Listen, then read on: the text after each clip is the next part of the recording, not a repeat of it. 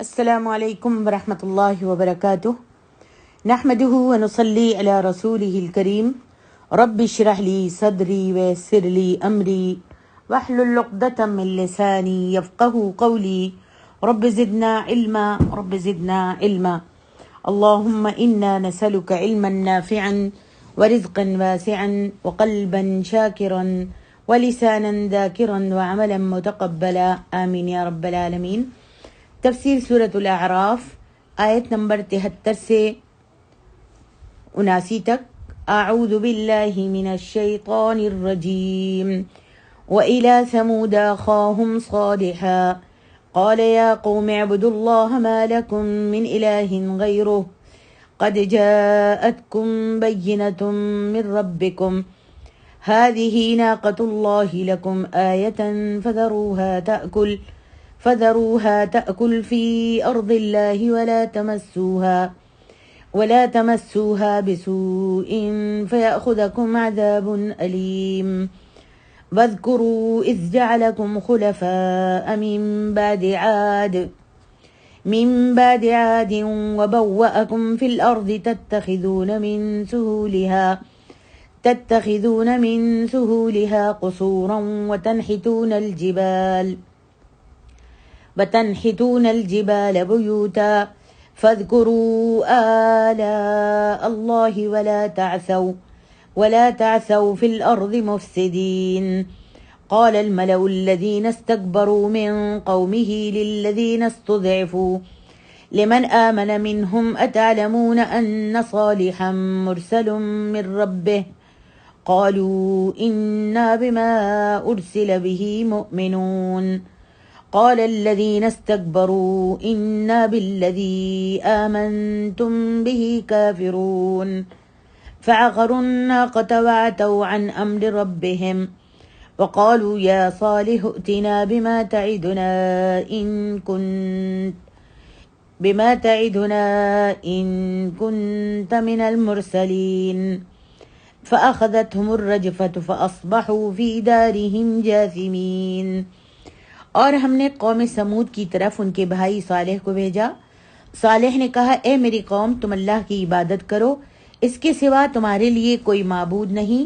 تحقیق تمہارے پاس تمہارے رب کی طرف سے واضح دلیل آ گئی ہے۔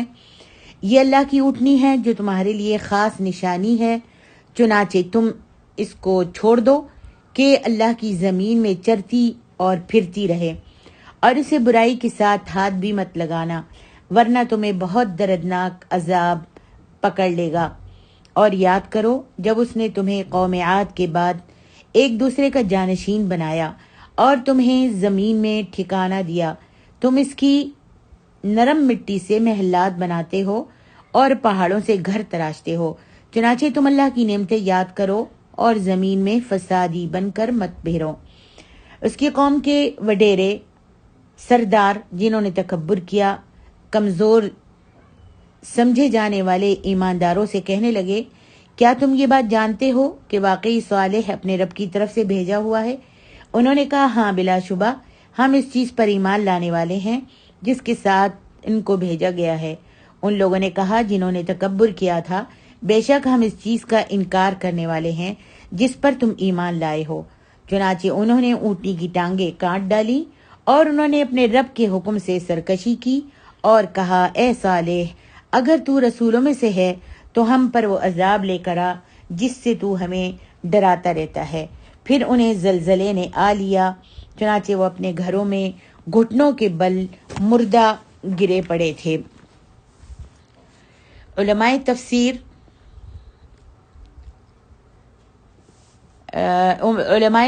و نسب نے ان کا نسب اس طرح بیان کیا ہے کہ سمود بن عاصر بن ارم بن سام بن نوح سمود جدیس بن عاصر کا بھائی ہے۔ اسی طرح قبیلہ تسم بھی، اور عرب کے یہ تمام قبائل عاربہ کہلاتے ہیں۔ یہ حضرت ابراہیم علیہ السلام سے پہلے گزرے ہیں۔ قوم سمود قوم عاد کے بعد ہوئی ہے۔ قوم سمود جو ہے قوم عاد کے بعد ہوئی ہے۔ ان کے مسکن مشہور تھے جو حزام و شام کے درمیان وادی قرا اور اس کے گرد و پیش تک پھیلے ہوئے تھے۔ نبی علیہ الصلوۃ والسلام ان کے گھروں اور مقامات کے پاس سے اس وقت گزرے جب آپ 9 ہجری میں تبوک کی طرف تشریف لے جا رہے تھے۔ امام احمد نے حضرت ابن عباس رضی اللہ عنہما کی روایت کو بیان کیا ہے کہ نبی علیہ الصلوۃ والسلام جب تبوک میں لوگوں کے پاس فروکش ہوئے تو آپ سمود کے گھروں کے پاس مقام حجر میں ٹھہرے تھے۔ لوگوں نے ان کنوؤں سے پانی پیا جن سے سمود پانی پیتے تھے۔ اس پانی کے ساتھ آٹا بھی گوندھا اور ہنڈیاں بھی پکائیں۔ تو نبی علیہ الصلوۃ والسلام نے حکم دیا تو انہوں نے ہنڈیاں کو گرا دیا اور آٹا اونٹوں کو کھلا دیا۔ انہوں نے نبی علیہ الصلوۃ والسلام کے ساتھ جو صحابہ تھے انہوں نے اس پانی سے آٹا گوندا اور اپنی ہنڈیاں بھی پکائیں، لیکن جب نبی صلی اللہ علیہ وسلم کو معلوم ہوا تو آپ نے حکم دیا کہ ہانڈیوں کو گرا دو۔ انہوں نے ہانڈیوں کو اپنے کھانوں کو گرا دیا اور آٹا جو تھا وہ اونٹوں کو کھلا دیا۔ پھر آپ وہاں سے روانہ ہو گئے اور اس کنویں کے پاس پڑاؤ ڈالا جس سے حضرت صالح علیہ الصلوۃ والسلام کی اونٹنی پانی پیتی تھی۔ آپ نے منع فرما دیا کہ ان لوگوں کے گھروں میں مت جاؤ جن پر عذاب نازل ہوا تھا۔ آپ نے فرمایا انی اخشا ان یصیبکم مثل ما اصابہم فلا تدخلوا علیہم، بے شک میں ڈرتا ہوں کہ تم پر بھی تمہارے اوپر بھی وہ عذاب نہ آ جائے جو ان پر نازل ہوا تھا، لہذا ان کے گھروں میں مت جاؤ۔ امام احمد ہی نے حضرت عبداللہ بن عمر رضی اللہ عنہ کی ایک اور طریق سے روایت کو بیان کیا ہے کہ نبی علیہ الصلوۃ والسلام نے مقام حجر میں فرمایا تھا لا تدخلوا على هؤلاء القوم المعذبين الا ان تكونوا باكين فان لم تكونوا باكين فلا تدخلوا عليهم ان يصيبكم مثل ما اصابهم، ان عذاب شدہ لوگوں کے گھروں میں مت جاؤ الا یہ کہ روتے ہوئے، اور اگر تمہیں رونا نہ آئے تو پھر وہاں پر مت جاؤ، کہیں ایسا نہ ہو کہ تم بھی اسی طرح کے عذاب میں مبتلا ہو جاؤ جو ان آل سمود کے اوپر، قوم سمود کے اوپر جو عذاب نازل ہوا تھا۔ اس حدیث کا اصل صحیحین میں موجود ہے، صحیح بخاری میں بھی موجود ہے۔ ارشاد باری تعالیٰ ہے وَإِلَىٰ ثَمُودَ أَخَاهُمْ صَالِحًا قَالَ يَا قَوْمِ اعْبُدُوا اللَّهَ مَا لَكُم مِّنْ إِلَٰهٍ غَيْرُهُ، اور قوم سمود کی طرف ان کے بھائی صالح کو بھیجا تو صالح علیہ الصلوۃ والسلام نے کہا اے میری قوم، اللہ ہی کی عبادت کرو، اس کے سوا تمہارا کوئی معبود نہیں۔ تمام انبیاء کرام نے سب سے پہلے اللہ سبحانہ و تعالی لا شریک لہ کی عبادت ہی کی دعوت دی ہے، جیسا کہ اللہ تعالیٰ فرماتے ہیں وَمَا أَرْسَلْنَا مِن قَبْلِكَ مِن رَّسُولٍ إِلَّا نُوحِي إِلَيْهِ أَنَّهُ لَا إِلَٰهَ إِلَّا أَنَا فَاعْبُدُونِ۔ سورۃ الانبیاء میں اللہ فرماتے ہیں اور جو پیغمبر ہم نے تم سے پہلے بھیجے ان کی طرف یہی وحی بھیجی کہ بے شک میرے سوا کوئی بھی معبود نہیں، تو تم میری ہی عبادت کرو۔ اور جس طریقے سے اللہ تعالیٰ سورۃ النحل میں بھی فرماتے ہیں وَلَقَدْ بَعَثْنَا فِي كُلِّ أُمَّةٍ رَّسُولًا أَنِ اعْبُدُوا اللَّهَ وَاجْتَنِبُوا الطَّاغُوتَ، اور البتہ تحقیق ہم نے ہر جماعت میں پیغمبر بھیجا ہے کہ اللہ ہی کی عبادت کرو اور بتوں کی پرستش سے اجتناب کرو۔ ارشاد باری تعالیٰ ہے قد جاءتکم بینۃ من ربکم ہذہ ناقۃ اللہ لکم آیہ، تحقیق تمہارے پاس تمہارے رب کی طرف سے ایک معجزہ آ چکا ہے، یعنی یہی اللہ کی اونٹنی تمہارے لیے معجزہ ہے، میں تمہارے پاس جو لے کر آیا ہوں اس کی صداقت کی اللہ تعالیٰ کی طرف سے تمہارے پاس دلیل بھی آ گئی ہے۔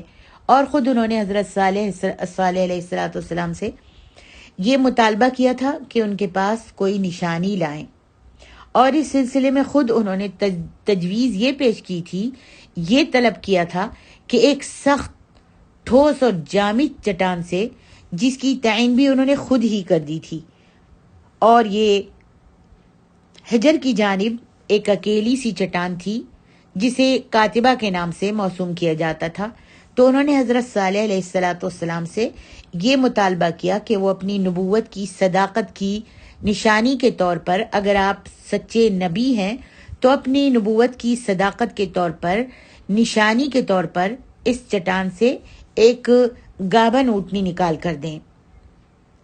پہاڑ کی چٹان سے، یعنی چٹان سے ایک گابن اونٹنی نکال کر دے۔ حضرت صالح علیہ السلام نے سمود سے بہت ہی پختہ عہد و پیمان لیے، وعدے لیے کہ اگر اللہ تعالیٰ نے ان کا یہ مطالبہ پورا کر دیا، یہ پیشکش پوری کر دی، تو پھر ان کو ضرور ایمان لانا ہوگا اور حضرت صالح علیہ السلام کی پیروی کرنی ہوگی۔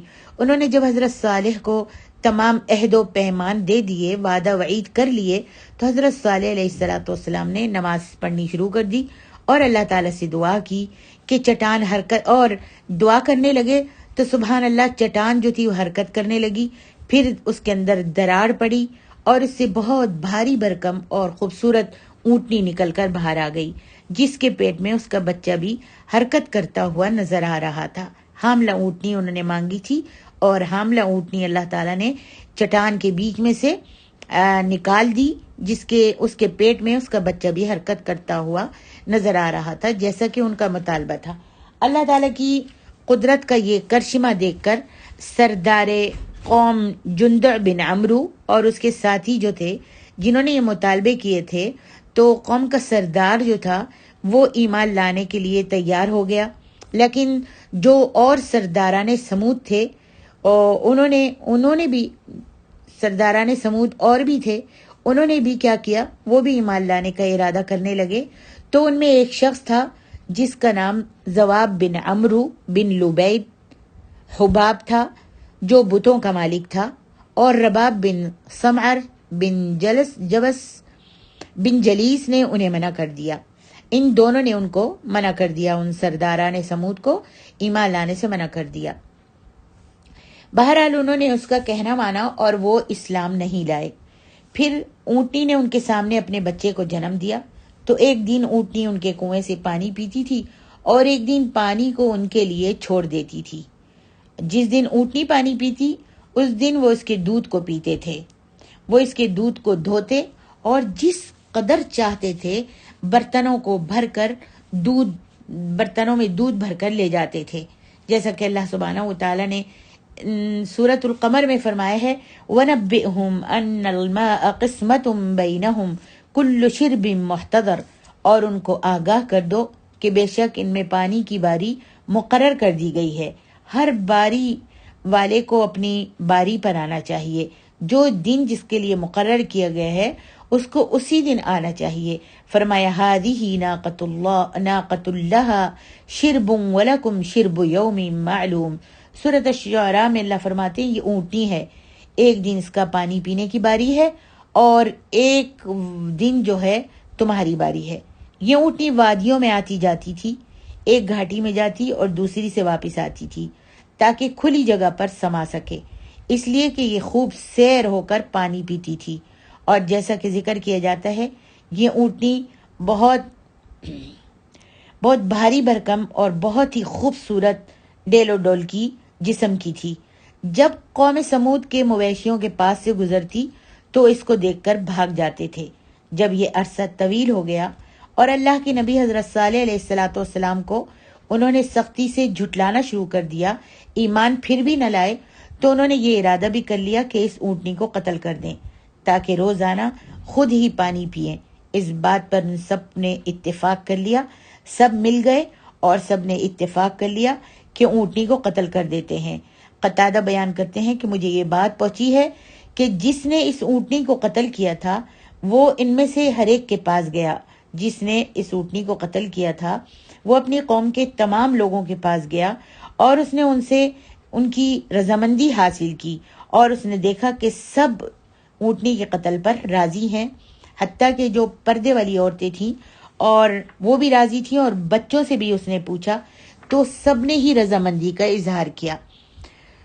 اسی ارشاد باری تعالیٰ سے بظاہر یہی معلوم ہوتا ہے جس کو اللہ تعالیٰ سورۃ الشمس میں فرماتے ہیں فَكَذَّبُوهُ فَعَقَرُوهَا فَدَمْدَمَ عَلَيْهِمْ رَبُّهُمْ بِذَنبِهِمْ فَسَوَّاهَا، تو انہوں نے پیغمبر کو جھٹلایا اور اونٹنی کی کوچے کاٹ ڈالی، تو اللہ تبارک و تعالیٰ نے ان کے گناہ کے سبب ان پر عذاب نازل کیا اور سب کو ہلاک کر کے برابر کر دیا۔ اللہ اکبر۔ یہاں اللہ فرماتے ہیں فَعَقَرُوا النَّاقَةَ، چنانچہ انہوں نے اونٹنی کی کوچوں کو کاٹ ڈالا۔ یہاں اونٹنی کی کوچوں کو کاٹنے کی نسبت سارے قبیلے کی طرف کی گئی ہے، تو یہ اس بات کی دلیل ہے کہ وہ سب جوان عورتیں اور بچے اور جتنے بھی سردار تھے سب کے سب اس بات سے راضی تھے کہ اونٹنی کی کوچوں کو کاٹ ڈالا جائے۔ واللہ عالم۔ امام ابو جعفر بن جریر اور دیگر کئی علماء تفسیر نے یہ بیان کیا ہے کہ اونٹنی کے قتل کا سبب یہ تھا کہ ان میں سے ایک عورت جس کا نام عنیزہ بنت غنم تھا اور اس کی کنیت جو تھی ام غنم تھی، یہ بہت بوڑھی، کافر اور حضرت صالح علیہ الصلوۃ والسلام کی بہت بڑی شدید دشمن تھی۔ اس کی بیٹیاں بہت خوبصورت تھیں اور یہ بہت مالدار عورت تھی۔ اس کا شوہر زواب بن عمرو سرداران سمود میں سے تھا، یعنی سمود کی قوم کا سردار بھی تھا، سرداروں میں سے تھا۔ اسی طرح ایک دوسری عورت جس کا نام صدوف بنت ماہیہ بن دہر بن ماہیہ تھا، ایک اونچے خاندان سے تعلق رکھتی تھی، مالدار بھی تھی اور صاحب حسن و جمال بھی تھی، اور یہ قوم سمود کے ایک مسلمان شخص کی بیوی تھی، مگر اس نے اس مسلمان شخص سے علیحدگی اختیار کر لی تھی۔ ان دونوں عورتوں نے اعلان کر دیا کہ یہ اس شخص کی ہو جائیں گی جو اونٹنی کو قتل کرے گا۔ صدوف نے حباب نامی ایک شخص کو دعوت دی کہ اگر وہ اونٹنی کو قتل کر دے تو یہ اپنے نفس کو اس کے لیے پیش کر دے گی، مگر اس نے انکار کر دیا، اس مرد نے انکار کر دیا۔ پھر صدوف نے اپنے چچا زاد مصدع بن مہرج بن ماہیہ کو یہ پیشکش کی تو اس نے اس کو قبول کر لیا۔ اسی طرح عنیزہ بنت غنم نے قدار بن سالف بن جندع کو دعوت دی، جو کہ سرخ رنگ والا تھا، بہت زیادہ سرخ و سفید رنگ تھا، اس کی آنکھیں نیلی تھیں اور اس کا قد جو تھا وہ پست تھا، چھوٹا تھا، اور لوگ کہتے تھے کہ وہ حرامی تھا، اپنے باپ سالف کا بیٹا نہیں تھا بلکہ وہ کسی اور شخص کا بیٹا تھا، لیکن وہ پیدا جو ہے سالف کے بستر پر ہوا تھا، اس لیے اس کی طرف منسوب ہوا۔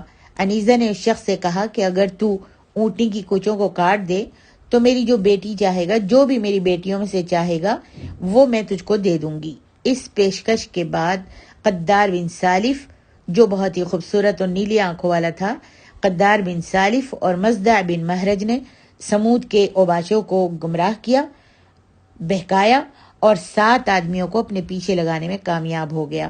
چنانچہ اس طرح ان کی تعداد جو تھی 9 ہو گئی۔ اسی کے بارے میں اللہ تعالیٰ سورۃ النمل میں فرماتے ہیں وَكَانَ فِي الْمَدِينَةِ 9 رَهْطٍ يُفْسِدُونَ فِي الْأَرْضِ وَلَا يُصْلِحُونَ، اور شہر میں 9 شخص تھے جو ملک میں فساد کیا کرتے تھے اور اصلاح نہیں کرتے تھے۔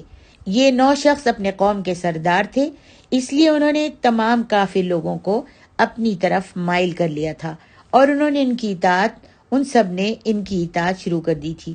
یہ لوگ اونٹنی کی گھاٹ میں بیٹھ گئے اور انتظار میں تھے کہ وہ پانی پی کر کب واپس آتی ہے۔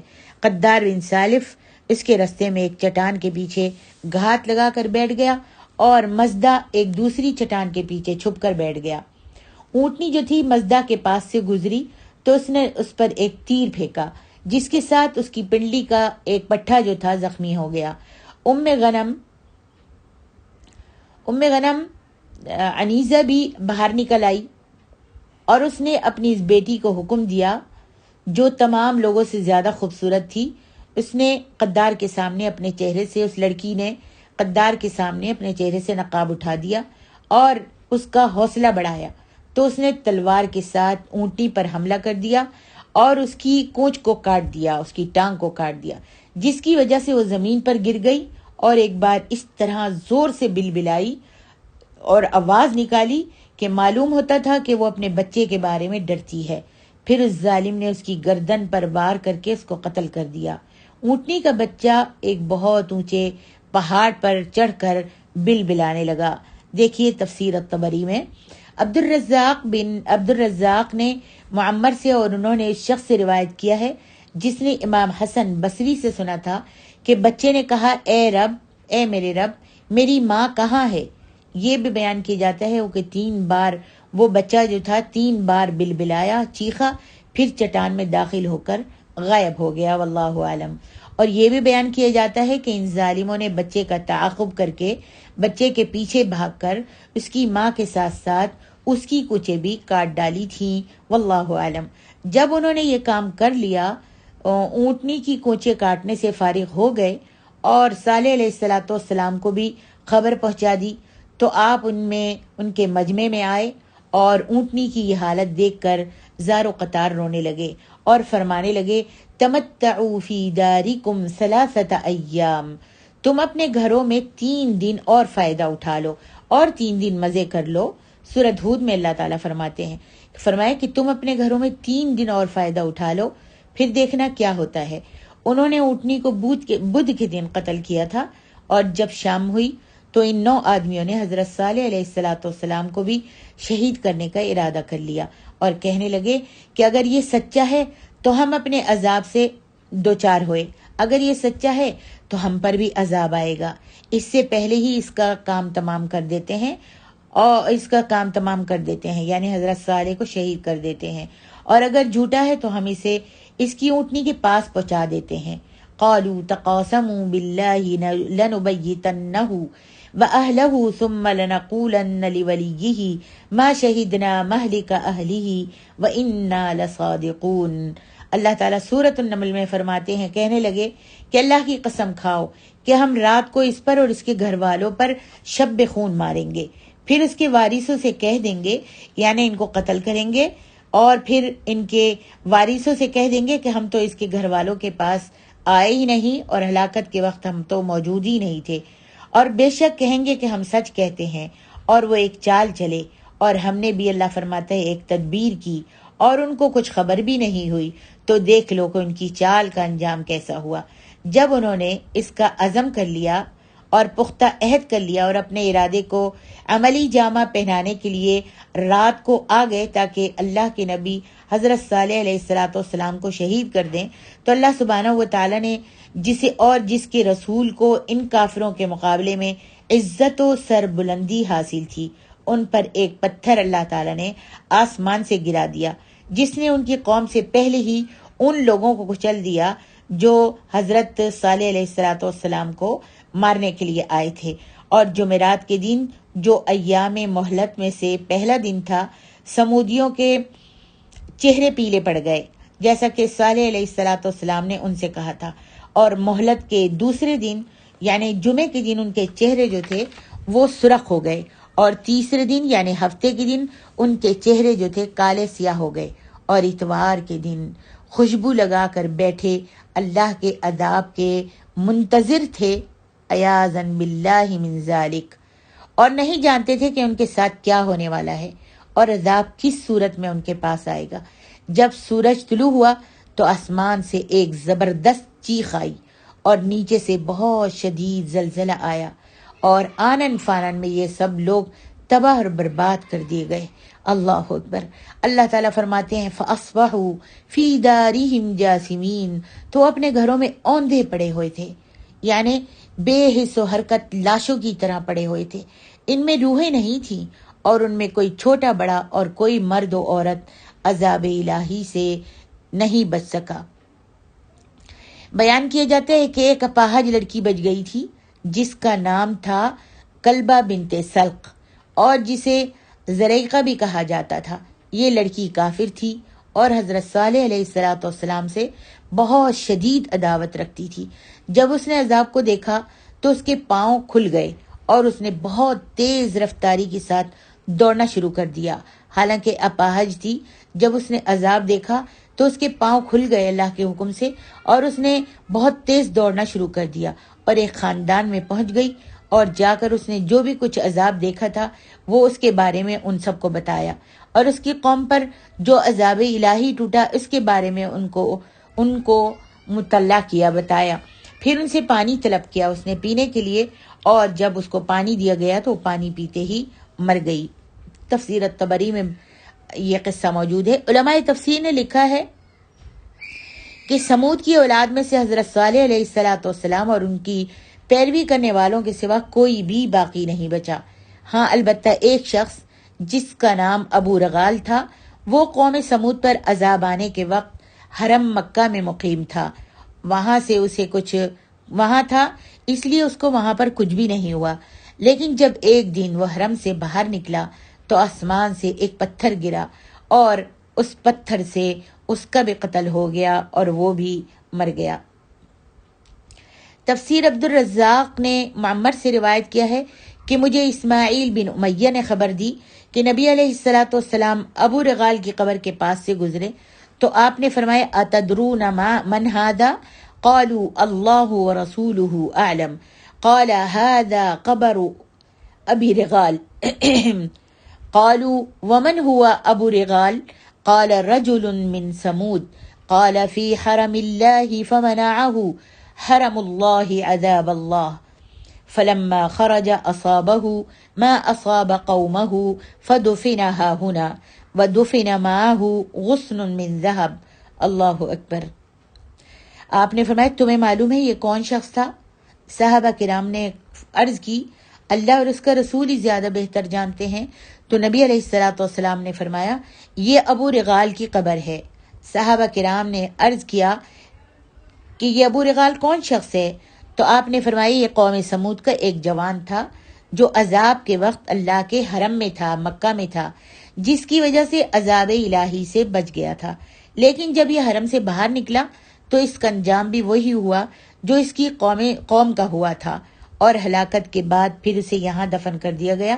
اس کے ساتھ سونے کی ایک شاخ کو بھی دفن کیا گیا تھا. سونا یعنی سونے کی ایک شاخ تھی، اس کو بھی دفن کیا گیا تھا. لوگوں نے تلواروں کے ساتھ کھدائی کر کے اس شاخ کو تلاش کیا، سونے کو یعنی، اور نکال لیا. اللہ اکبر. جب اللہ تبارک و تعالی نے فتولی عنہم وقال یا قوم لقد ابلغتکم رسالۃ ربی ونصحت لکم ولکن لا تحبون الناصحین. جب اللہ تبارک و تعالی نے قوم سمود کو حضرت صالح علیہ الصلوۃ والسلام کی مخالفت، اللہ تعالی کی نافرمانی، قبول حق سے انکار اور ہدایت کو چھوڑ کر اندھے پن کو اختیار کرنے کی وجہ سے ہلاک کر دیا، تو حضرت صالح علیہ الصلوۃ والسلام نے انہیں ملامت اور ڈانٹتے ہوئے کہا، ان سے یہ فرمایا، اور وہ اس وقت ان کی اس بات کو سن بھی رہے تھے، جیسا کہ صحیحین کی حدیث سے یہ ثابت ہے کہ جب نبی علیہ الصلوۃ والسلام کو اہل بدر پر فتح و نصرت حاصل ہو گئی تو آپ نے وہاں 3 دن قیام فرمایا. پھر آپ نے حکم دیا اور تیسرے دن رات کے آخری پہر میں آپ کی سواری کو تیار کر دیا گیا تو آپ اس پر سوار ہو کر چل پڑے. پھر بدر کے کنویں کے پاس کھڑے ہو گئے جس میں کافروں کے سرداروں کی لاشوں کو ڈالا گیا تھا. اس کنویں کے پاس آپ کھڑے ہوئے اور آپ نے فرمایا یا ابا جہل بن ہشام، یا عتبۃ بن ربیعہ، یا شیبۃ بن ربیعہ، هل وجدتم ما وعد ربكم حقا فإني وجدت ما وعدني ربي حقا. قال عمر يا رسول الله صلى الله عليه وسلم أتنادي قوما قد جيفوا؟ قال والذي نفسي بيده ما أنتم بأسمع لما أقول منهم ولكن لا يستطيعون أن يجيبوا. اے ابو جہل بن ہشام، اے عتبہ بن ربیعہ، اے شیبہ بن ربیعہ، تم سے تمہارے رب نے جو وعدہ کیا تھا کیا تم نے اس کو سچا پایا؟ یہ سردار تھا ابو جہل، آپ نے جو قتل ہو گئے تھے بدر والے دن اور جن کو پھر کنویں میں ڈال دیا گیا تھا، ان کے نام یہ تھے ابو جہل، عتبہ بن ربیعہ، شیبہ بن ربیعہ. ان کو مخاطب کر کے، مردوں کو مخاطب کر کے نبی علیہ الصلوۃ والسلام نے فرمایا تم سے تمہارے رب نے جو وعدہ کیا تھا تم نے اس کو سچا پایا؟ مجھ سے میرے رب نے جو وعدہ کیا تھا میں نے تو اس کو سچا پا لیا ہے. عمر رضی اللہ عنہ نے عرض کی اللہ کے رسول صلی اللہ علیہ وسلم یہ کیسے سنیں گے؟ یہ تو فوت ہو گئے ہیں، مر گئے ہیں، مردہ لاشیں ہو چکی ہیں، کیسے جواب دیں گے؟ آپ نے فرمایا اس رب العالمین کی قسم، اس ذات گرامی کی قسم جس کے ہاتھ میں میری جان ہے، میں اس وقت ان سے جو بات کر رہا ہوں تم اسے ان کی نسبت زیادہ نہیں سن رہے، وہ بھی سن رہے ہیں، تم سے زیادہ وہ سن رہے ہیں لیکن وہ جواب نہیں دے سکتے. اسی طرح حضرت صالح علیہ الصلوۃ والسلام نے بھی اپنے قوم سے کہا لقد ابلغتکم رسالۃ ربی ونصحت لکم. ہجر جیسے متمدن شہر کے کھنڈرات دیکھنے ہی سے اندازہ ہو جاتا ہے کہ اس شہر کی آبادی 4-5 لاکھ کے لگ بھگ ہوگی، مگر ان میں سے صرف 120 آدمی حضرت صالح علیہ السلام پر ایمان لائے تھے۔ اللہ تبارک و تعالیٰ نے حضرت صالح علیہ السلام کو عذاب کی آمد کے وقت سے مطلع کر دیا تھا، بتا دیا تھا کہ کس وقت اللہ کا عذاب آئے گا۔ چنانچہ انہوں نے ان پیروکاروں کو اپنے اللہ پر اور اپنے رسول کی پیروی کرنے والوں کو لے کر فلسطین کا آپ نے رخ کیا، اور جاتے جاتے اپنی قوم کے لوگوں سے نہایت افسوس سے یہ خطاب کیا، مخاطب ہوئے اور فرمایا ابلغکم رسالۃ ربی ونصحت لکم ولکن لا تحبون الناصحین، کہ میں نے تو تمہیں اللہ کا پیغام بھی پہنچا دیا تھا، تمہاری خیر خواہی بھی کی تھی اور بہت زیادہ خیر خواہی کرنے کی کوشش کی تھی، لیکن تم ان باتوں کا مذاق ہی اڑاتے رہے، اب تم جانو تمہارا کام جانے۔ یہ کہہ کر آپ شہر سے باہر نکلے ہی تھے کہ اس قوم پر عذاب نازل ہو گیا۔ فلسطین پہنچ کر آپ اپنے ساتھیوں سمیت رملہ کے قریب آباد ہو گئے، اور کچھ عرصے کے بعد اسی مقام پر آپ نے وفات پائی۔ انا للہ و انا الیہ راجعون۔